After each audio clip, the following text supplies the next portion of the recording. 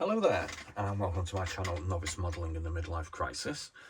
Today we're going to be doing a kind of kit comparison review, which is featuring my Italeri 135 scale Chevrolet 1500 weight truck, number 233, which was released in 2024 to commemorate 80 years of D-Day. You can see the branding here.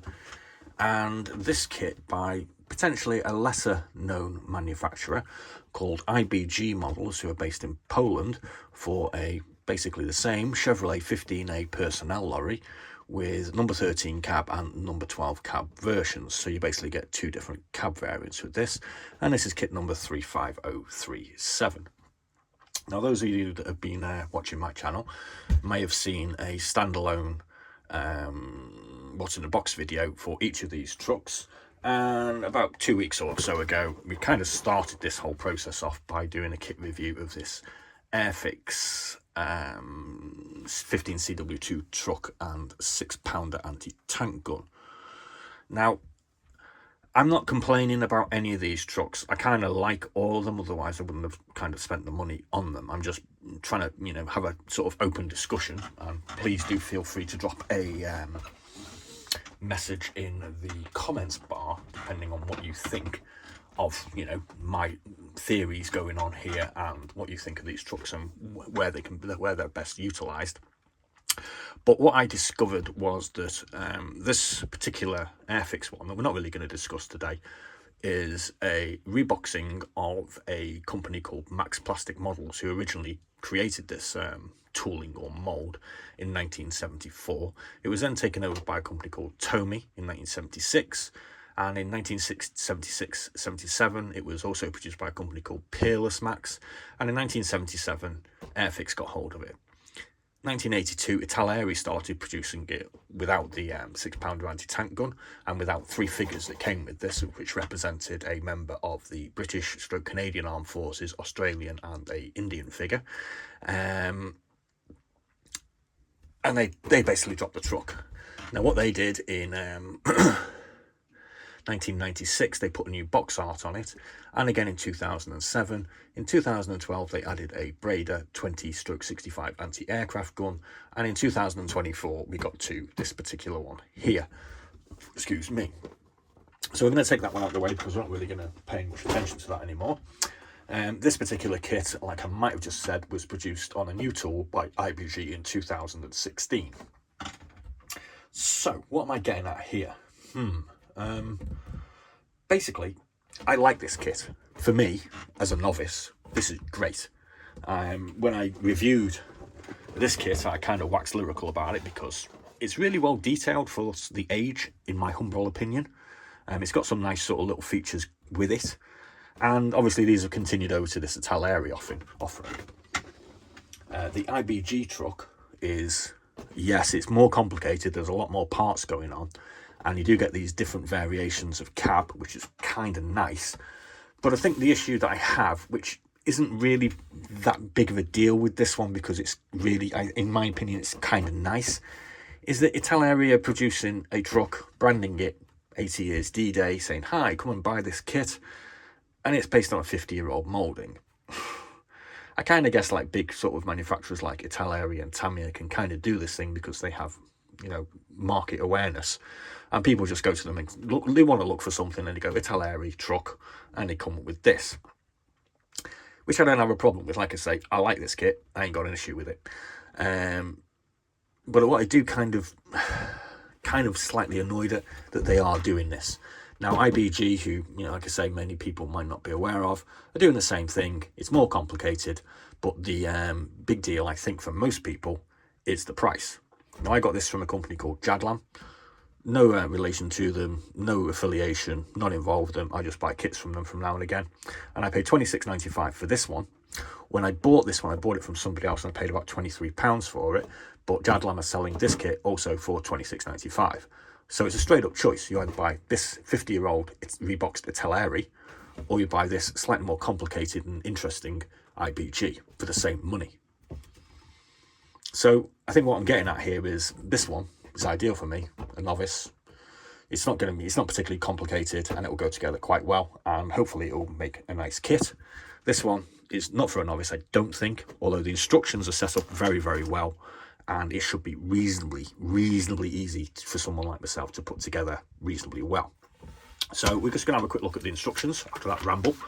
The instructions on the Italeri are kind of basic because it's not that complicated, and you get basically 10 windows and a nice set of colour painting options for them, and it comes with 3 different variations of markings: 1 Canadian, 1 Australian and 1 British Army. That's great. The Chevrolet IBG version comes in 2 different variations with a very nice, let's just start at the beginning, with a very nicely set up instruction booklet with sort of 3D pictures which show you put all these bits together and you'll end up with something like this. Move on to the next step, put some more pictures on, put some more pieces on, and you end up with something like that. Now, as we can see in this picture here, like I mentioned, you actually get 2 different cab variations. So here's our completed kit, this one being the box art, and then you get a different cab as well on this also. So you get 2 different variations that you can make, which is kind of nice, and do bear in mind that they're the same money, so that's a good thing. You also get some photo etch with this one. This is the radiator sort of grille cover here, which is obviously a bonus. The Italeri one is just a piece of plastic with some grille on it, so we'll have a look at that in a second. As far as the decals go, you get 3 different Canadian options on it for different, I think one of them's North Africa, one of them's Italy, and one of them's kind of D-Day orientated, or French orientated. So we've had a look at the decals there. We've just had a really sort of brief discussion on the instructions. So let's just have a quick look at the parts. And what I can say, this is the Italeri one, and this is a 50-year-old moulding. And this is why I haven't got any problem with this, because it kind of stands up and it looks good. As we can see, we've got the suspension springs here. Let's bring in the suspension springs off this one. There we go. So these are sort of finer. These are a little bit more chunky, but to the naked eye, it's kind of underneath. You're not going to see it. This is maybe a little bit better, but it's much of a muchness. This piece here, which is, I forget what the hell that's called. It's something to do with the drive shafts, I think. You put that side by side with this IBG one, and there's no real problem with it at all. You know, this is why I like this kit. It's good detail for its time period. The drive shafts, I'm going to struggle to find the drive shafts on that one, I think, so we'll probably just ignore them. Let's have a look at these. These are the fuel tanks. Let's see if we can find those. There's a fuel tank on the IBG. It's slightly smaller on the IBG, I might say, but again, there's no real difference. I'm not going to complain that this one's worse and this one's better. Let's pop that down and have a look at the wood tyres. And this is one of the things that I liked about this from 1974 or whenever it was. We've got a sort of nice detail on the treads, and we've got a sort of branding Dunlop Trax grip on the Italeri, or the original sort of Max plastic model from 1974. And again, we've got nice grip on here. We've got Goodyear printed on it. So they're comparable. I can't really say this one's better than this one because they're both pretty good. This is just good for its time, I think. We'll have a look at the canvas cover. This one, as you can see, is the Italeri, and it's got nice stitching on it. It's got a little window here, window flap. That's the back, and you've got a attachable piece here, which is so you can have it open. Let's just have a look there, like that. Got some little pins on it. It's got nice sort of ripples in the canvas. That's great. I like it. No problem. This particular one is the IBG, and it comes with this. You can have this. This is a optional part for this one. It comes with the strappings for the base of the storage area. It's got some nice detail on the wood. You can see some nice rivet marks. Doesn't come with an open flap though, which is that a bonus on that one? Maybe the Italeri scores on that. But again, that's nicely detailed. You can see, I think here you can have this flap up as well. Maybe, I'm not quite sure. On the proper version, that is, not on the plastic version. So there's not really that much to go on there either. With the base of the loading bay on the Italeri, you can see it's actually seems to have some sort of wood grain going on, and that's represented on the side panels as well. So I kind of like that. I'm not quite sure how, you know, obvious it's going to be when it's painted up. It might be a little bit too heavy-handed and a little bit obvious, maybe. Not too sure. The IBG version, however, it's just plain. There's no attempt at doing any wood grain on there. So I don't really know what your opinion on that is. Haven't really painted any sort of wood grain up in the past sort of 25 years since I tried modelling in my 30s, or sorry, in my 20s. So I don't really know. So that's kind of interesting. You've got some nice detail here with hinges and little flaps and some sort of stud marks, which again you've got on the Italeri. They're kind of bigger and more obvious though. Don't know whether that's a good thing or a bad thing. So maybe that's better, maybe that's not. Not quite sure. You get one cab variation with the Italeri. You can see we've got a sort of sunroof here where you can pop out with a machine gun. We've got some nice sort of grating on the floor wells. Like I said, this part here is just flat plastic. This is the grill for the radiator, where you get a photo etch part to go in with the IBG. So we're going to say the IBG sort of wins on that. You also get these multiple, well, there's loads of options for the cab on this one.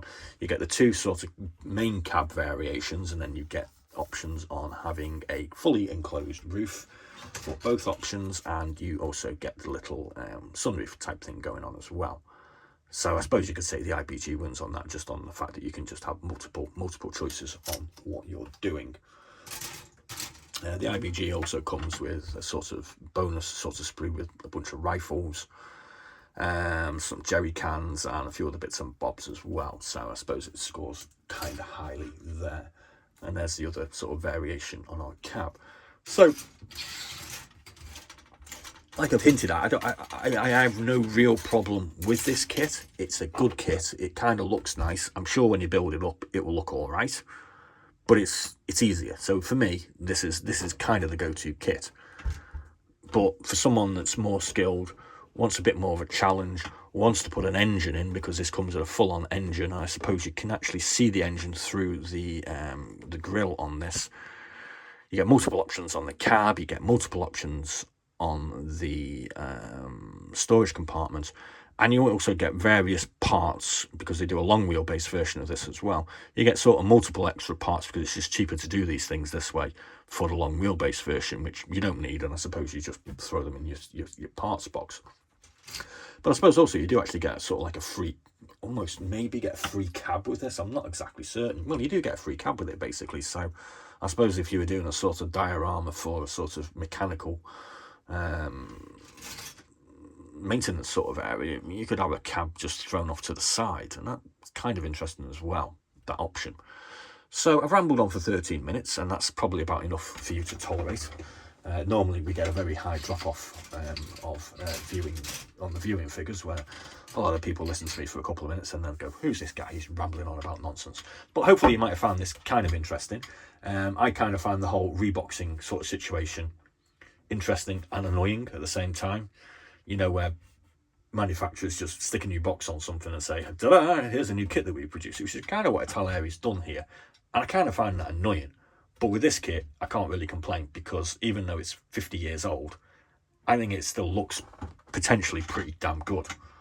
The price-wise, like I've said, $26.95 versus $26.95, it really depends on your skill level.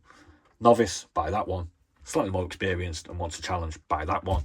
I kind of did it the wrong way round and bought a vintage kit, and then I bought that one, and then I bought this one, just to basically do this video, because I found it I find this such an interesting little subject.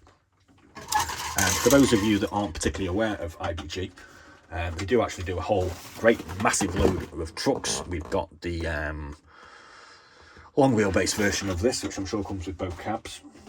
They do this really cool Bedford QL tanker, which I think is bloody awesome. They do a Bedford QLR wireless truck, which I've already done a review of. They do this Italian 3RO ammunition carrier, which I think is pretty snazzy as well. You do this Einstein diesel with built-in recovery crane. Obviously, I have a bit of a thing for trucks. It's kind of obvious, isn't it? I've got a load more bloody trucks knocking around as well, Germans. And we do the Bedford QLD general service truck as well. So I mean, there's loads of trucks out there, and trucks are really useful for dioramas, and I think they look really cool. So there we go. So please do join in on the comments section. I always try to reply to comments when you take the time to pop them on. And let's have a discussion about what you think about Reebok things, because I think it's damn interesting. I think it's damn infuriating if you don't know what's going on. And I think sometimes manufacturers do kind of take liberties with it. I have kind of hinted at this in a couple of other comparison vids that I've done, which was the SDKFZ 251 by ICM and Tamiya a couple of weeks ago. And there's another one up about Panther tanks, and if people like this sort of thing, I've got the sort of kits available in my stash to do a few more where we compare. I've actually got 4 T34 85s, which, you know, I'll probably do that at some point as well. So please do like and subscribe. Sorry for waffling on for 16.5 minutes. Hope you managed to get to the end, and be seeing you.